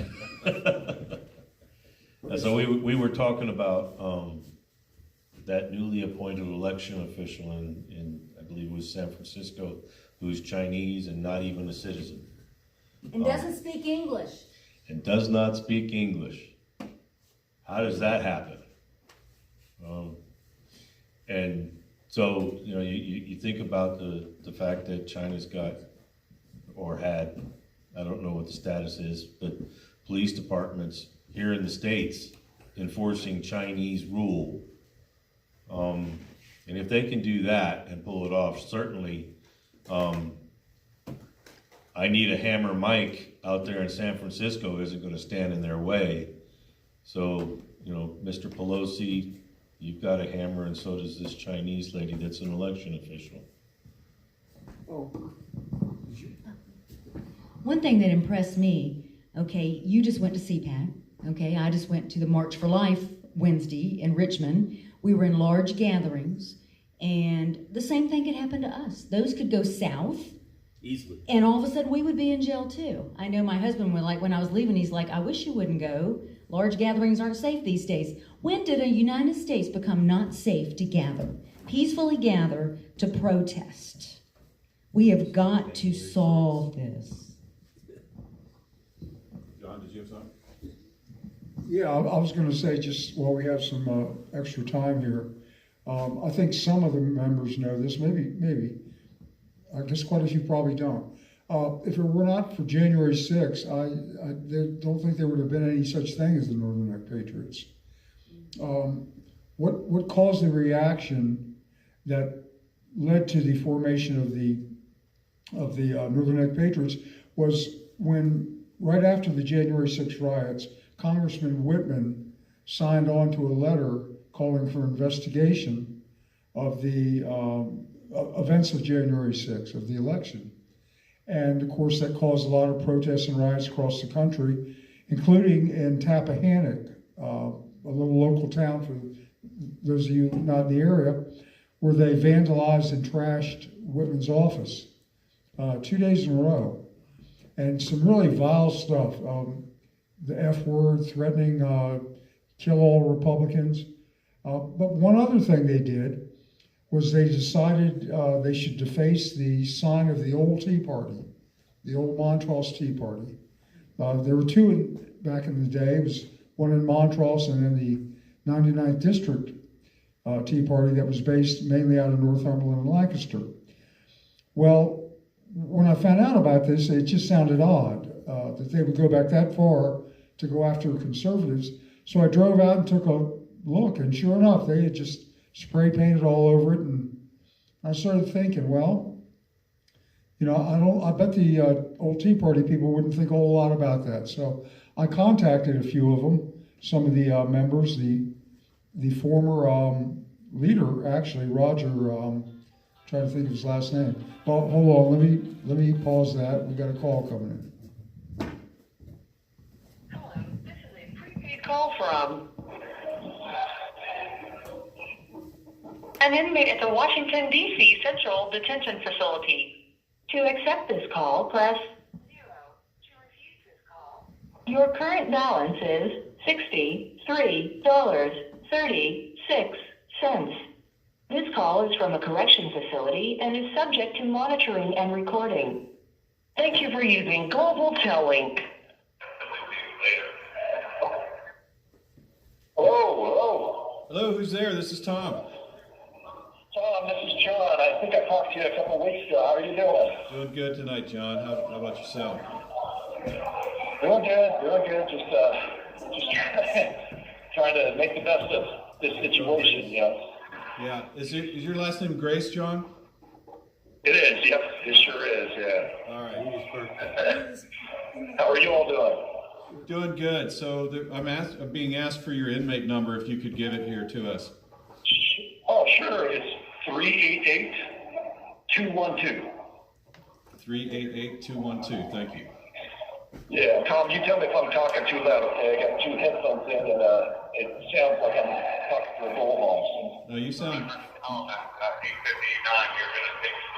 great.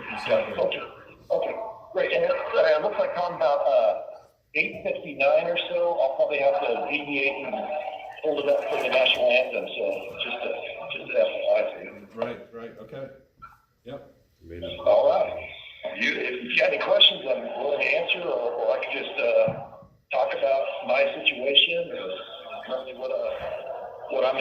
questions? Yeah, just talk about whatever you like in the next few minutes, for sure. Okay, sure. Well, anyway, I think the biggest thing for me, Tom, is probably what's transpired the beginning of this month. I was at the beginning of January 30th, I was sentenced and taken right from the sentencing to prison. I was in solitary confinement for a period of time and endured that. And it was rough. It was some emotional stress that I really haven't been exposed to during my life. It was difficult, but I think the gift of prayer was really what got me through it, which is pretty phenomenal. I mean, there was just a lot of negative energy during solitary confinement, a lot of stuff that you hear that not really much security in that respect, and that could be hard for anybody going through this for the first time. But I'll tell you the biggest thing truly is that I think I came out stronger through prayer and through my faith, which is very special. I'm not sure how many folks can relate to something like this. Being the first time in this situation, it could be traumatic for anybody, but the gift of faith, which is good for anybody who has the gift of belief, something that can be special. Oftentimes it's challenged, but it's good if you have the perseverance to continue. Anyway, I was in solitary from January 30th to about February 12th. The last night I was in considered a hole.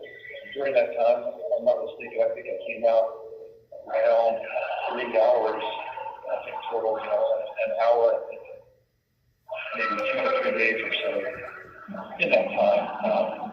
And we would actually communicate with a loved one, which is great. But it's one of the self-reflection during that time. I think the last night, I was in the hole. It was pretty tough. I think through it, I learned a great deal about peace and contentment through it. And I realized that during this time, I was actually getting stronger through this time. And I don't know if any of this makes sense at all, but if anybody's been through this kind of situation, it can be pretty rough. And trying to get through it, but to come out on the tail end of it and come to the pod here, which is like, comparative. I'm grateful for it. I'll just say that I'm grateful for it because I'm able to come out of the room and work with the others. The food is, at times difficult. It's a challenge. We don't do a lot of food at times. Today we had a banana, which is grateful to work, but those are the things that really kind of grateful on the outside. Many times I took for granted. Oh, go ahead. You're kind of hard to hear. It's partly the background noise, but it's a little bit muffled. But I think what I heard you say is you had a tough time in solitary confinement, but you realized at one point that you were getting stronger through it. Right. And I'm moving to a different area, Tom. So you tell me, and I'm rotating the microphone. You tell me if it's less, if it's worse. That's better. That's better right there. Okay, great. Yeah. So last night, February the 11th, I was in solitary. Went to what they call the hole, and solitary is just virtually just you're locked in the room, and theoretically you should be getting out about an hour a day. And I think in that time frame, I think we were on lockdown a good majority of the time frame. I think it was 2 to 3 days, and I could be wrong, but 2 to 3 days I was able to get out an hour per day. At those times, I was able to call my wife and say, but the last night I realized that, I was able to make it. I felt more peace and contentment in the process, and it was just refreshing to get to the pod up here because, being able to fellowship with other folks and talk to other folks is a real gift. The food is one of the bigger things. It's a little bit more of a challenge because on the outside you have a tendency to pick what you want, what you can eat, and you can choose if you want veggies or fruit, and kind of keep your system regular and such. At times we don't get a lot of fruit and stuff inside, but just grateful we're getting nutrition and such. But overall, I think it's been, an experience in the pod that's been more positive than that of being in solitary. So that's kind of my time frame in a nutshell this last month, because I think this has been the roughest part during prior to the arrest at the end of March of last year. It's been this last month a real eye opener of what a lot of folks go through in this process and such. And it's if we can, as believers, make the best of it, I think all around that's something that states volumes to those who are believers. And like I said, I think prayer has been a real asset for me. I constitute prayer and meditation the same. I meditate a lot during the day. A lot of times where I'm sleeping, a lot of meditation and prayer, whether it's laying down to rest or whatever. There's a lot of times of daily prayer, just walking around during the day. It's just something special. I think all of us know how much of a gift it is, but it's really kind of helped me through this whole process and such. But if you have any questions, Tom, feel free to ask if you want. I've just been kind of stating what's transpired this last month. That's kind of been important on my heart. So. Well, I do have a question for you. So I was at CPAC yesterday and today, and I was speaking to a group of Patriots J6 supporters, and the topic came up of newly incarcerated individuals who, have been sort of looking over their shoulders, like you have been looking over your shoulders probably until March last year. And I think there's an education process that we need to work on to get them prepared for that day and what's going to happen next. What are your thoughts? Yeah, that's something. The whole process that occurred for me is, I guess I could say that I was looking over my shoulder. It just was such a long duration that I really didn't even know what to expect. But I think a lot of my insight, Tom, a lot of that lie has actually happened while I'm in the pod, as far as insight and such. While in solitary, there wasn't much information I could have gained from a lot of the situation because I had roommates off and on, but majority of the time I was by myself. But I think a lot of the insight came while being here and talking to the other guys. They gave me a lot of heads up and insight as to what to expect, which is, I think, beneficial for anybody. But I know it's kind of late information in that respect. But for folks that are to be arrested or something to that effect, the biggest thing is just being as honest as you can. I think is something special. Just making sure that they're prepared for, as far as their faith and such. Just make sure that I would hope that they would have the experience of some form of faith, because it's a real asset to have in these type of situations and such. But anyway, Tom, it looks like they're getting close to the national anthem, so they're actually calling for, so I guess I'm going to go ahead and hold this up and give it a job. But does that, you okay with that information? Or? Yeah, that's all great. Sounds good. Okay, sounds good. Take care now, Tom. All right, thank you. Here's the national anthem. Okay.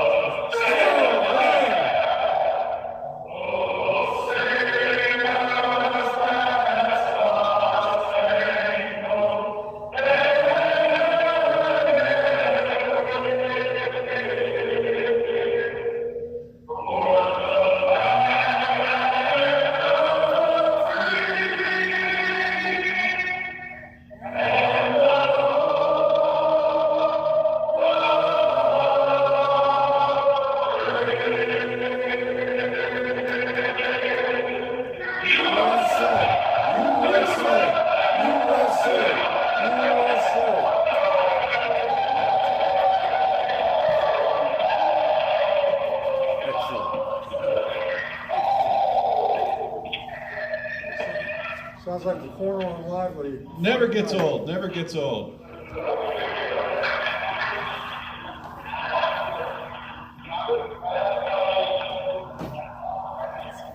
You guys still there? I tell you, it never gets old. We love it.